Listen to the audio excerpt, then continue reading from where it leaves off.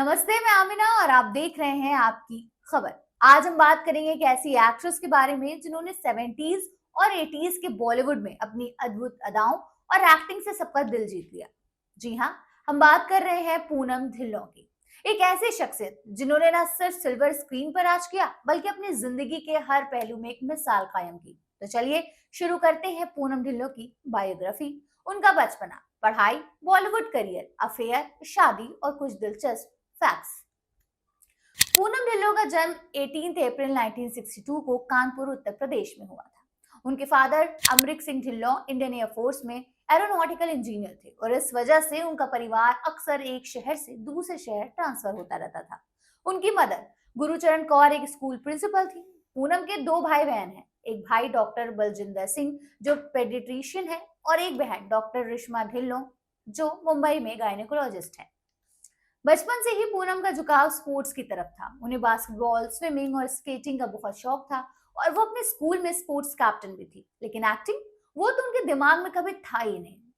पूनम पढ़ाई में काफी सीरियस थी और डॉक्टर बनना चाहती थी, बिल्कुल अपने भाई बहन की तरह। लेकिन किस्मत ने उनके लिए कुछ और ही सोच रखा था।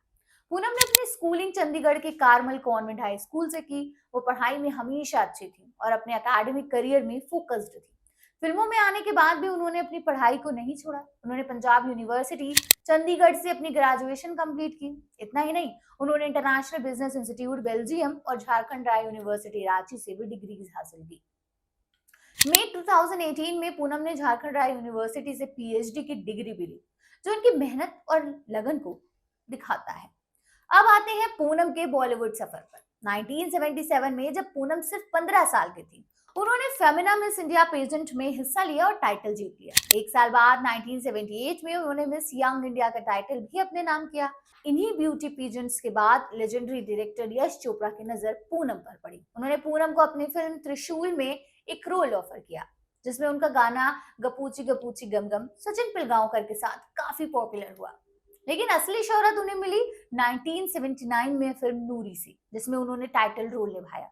ये फिल्म एक ब्लॉकबस्टर थी और पूनम के परफॉर्मेंस ने उन्हें film fair best actress nomination दिलाया। इस फिल्म के बाद पूनम बॉलीवुड की एक छोटी सी उम्र में एक ही बड़ी स्टार बन गई। उन्होंने राजेश खन्ना के साथ 6 फिल्मों में काम किया, जिसमें से 4 बैक टू बैक, जो कि दर्द, निशान, अवाम और जमाना बॉक्स ऑफिस पर हिट रही। उनकी कुछ और हिट फिल्मों में सोनी महिवाल, तेरी मेहरबानियां, कर्मा, नाम और मालामाल शामिल हैं। पूनम ने ना सिर्फ हिंदी सिनेमा ही किया, बल्कि बंगाली, तेलुगु, कन्नड़ और तमिल फिल्मों में भी काम किया, जैसे न्याय दंड बंगाली में, युद्ध कांडा कन्नड़ और यवरुम नलम तमिल में। उन्होंने अपने करियर में लगभग 90 से ज्यादा फिल्मों में काम किया। अब थोड़ी सी बात चली करते हैं पूनम की पर्सनल लाइफ और कंट्रोवर्सीज के बारे में। पूनम का नाम कई फिल्म मेकर्स के साथ जोड़ा गया, जिसमें से सबसे ज्यादा चर्चा हुई थी रमेश तलवार के साथ। रमेश, जिन्होंने नूरी के लिए पूनम का नाम सजेस्ट किया था। उनके साथ पूनम के अफेयर की अफवाहें थी। मीडिया में ये भी कहा गया कि दोनों की सीक्रेटली एंगेजमेंट हो चुकी थी, लेकिन ये रिलेशनशिप आगे नहीं बढ़ पाया। इसके अलावा पूनम का नाम डायरेक्टर राज सिप्पी के साथ भी जोड़ा गया, जो उस वक्त ऑलरेडी शादीशुदा थे। ये रिलेशनशिप भी लंबा समय तक नहीं चल पाया, क्योंकि राज अपनी बीवी को नहीं छोड़ना चाहते थे। इन सब अफवाहों के बावजूद पूनम ने हमेशा अपने काम पर फोकस रखा और अपनी प्रोफेशनल जिंदगी को कंट्रोवर्सी से ऊपर रखा। 1988 में पूनम ने फिल्म प्रोड्यूसर अशोक ठकेरिया से शादी कर ली। दोनों के 2 बच्चे हैं, एक बेटा अनमोल ठकेरिया और एक बेटी पलोमा ठकेरिया। अनमोल ने 2021 में फिल्म ट्यूसडे और फ्राइडे से बॉलीवुड में डेब्यू किया, जबकि पलोमा ने 2023 में दोनों फिल्म से अपना डेब्यू किया। लेकिन पूनम और अशोक की शादी लंबी नहीं चली। 1997 में 9 साल बाद उनका डिवोर्स हो गया।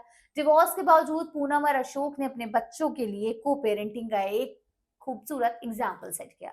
पलोमा ने एक इंटरव्यू में कहा था कि उनकी कभी ये नहीं पता चला कि उनकी फैमिली टूटी है। उन्हें यह एहसास भी नहीं हुआ, क्योंकि दोनों पेरेंट्स हमेशा उनके साथ थे। पूनम ने भी एक बार कहा था कि अशोक हमेशा अपने बच्चों के लिए इमोशनली, मेंटली और फिजिकली मौजूद रहे। पूनम ढिल्लों सिर्फ एक एक्ट्रेस ही नहीं है, बल्कि एक सक्सेसफुली बिजनेस वुमेन भी है। उन्होंने बॉलीवुड में वैनिटी वैन्स का कॉन्सेप्ट इंट्रोड्यूस किया और अपनी कंपनी वैनिटी के थ्रू एक्टर्स के लिए मोबाइल ड्रेसिंग रूम्स प्रोवाइड करती हैं। आज वैनिटी वैन्स फिल्म सेट का एक जरूरी हिस्सा है और इसका क्रेडिट जाता है सीधे पूनम ढिल्लों को। इसके अलावा उन्होंने 2014 में poetic justice film and entertainment private limited नाम की इवेंट मैनेजमेंट और फिल्म प्रोडक्शन कंपनी भी शुरू की। थिएटर्स में भी उन्होंने अपना जादू दिखाया, जिसमें उनके प्लेस द परफेक्ट हस्बैंड और द परफेक्ट वाइफ ने काफी तारीफें बटोरी। द परफेक्ट हस्बैंड ने 2005 में बेस्ट कॉमेडी प्ले अवार्ड भी जीता। पूनम सोशल कॉशंस के लिए भी काफी एक्टिव रहती हैं। वो drug awareness, AIDS awareness, family planning और ऑर्गन डोनेशन जैसे मुद्दों पर काम करती हैं। उन्हें सार्क समिट में स्पीकर के रूप में बुलाया गया और वो कल्चरल एम्बेसडर भी रह चुकी हैं। चलिए, अब कुछ इंटरेस्टिंग फैक्ट्स पूनम ढिल्लों के बारे में आपको बताते हैं। पूनम ने 2009 में बिग बॉस सीजन 3 में हिस्सा लिया और सेकंड रनर अप रही। उन्हें विमेन व्यूअर्स के बीच काफी पसंद किया गया। उन्होंने 2000 में अपना पर्सनल वेबसाइट लॉन्च किया, जो उस टाइम के लिए काफी फॉरवर्ड थिंकिंग था। पूनम भारतीय जनता पार्टी से भी जुड़ी और हाँ, 2019 में मुंबई यूनिट की वाइस प्रेसिडेंट बनी। पूनम ने 2014 में इंटरनेशनल इंडियन अचीवर अवार्ड और 2015 में Indian Telly Award for best supporting actress भी जीता। तो ये थी पूनम ढिल्लों की कहानी, एक ऐसी लेडी जिन्होंने अपने टैलेंट, मेहनत और जज्बे से बॉलीवुड में अपना नाम रोशन किया और साथ ही साथ अपनी पर्सनल लाइफ के चैलेंजेस को भी हिम्मत से पार किया।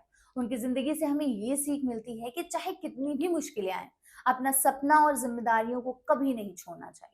आपको पूनम की कौन सी फिल्म या कौन सी क्वालिटी सबसे ज्यादा पसंद आई, कमेंट बॉक्स में जरूर बताएं।